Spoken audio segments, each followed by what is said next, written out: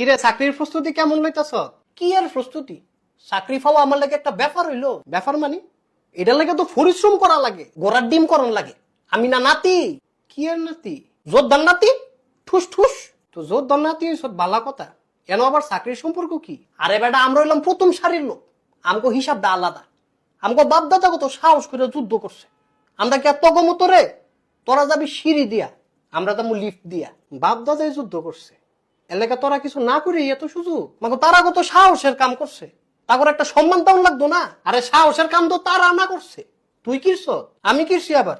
আমি বেটার নাতি হইছি, তাইলে যারা কষ্ট করে লেখাপড়া করতেছে, পরিশ্রম করতেছে, তারা কই যাইব?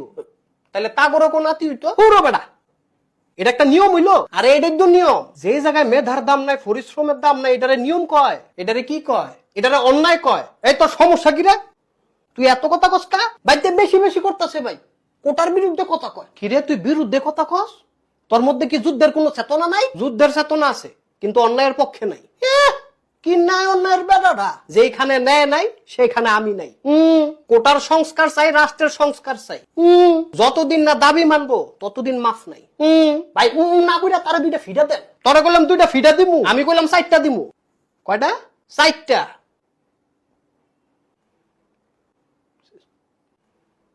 আয়া পরে তো কেমন জানি বেতুমিস। কিরে চাকরির প্রস্তুতি কেমন?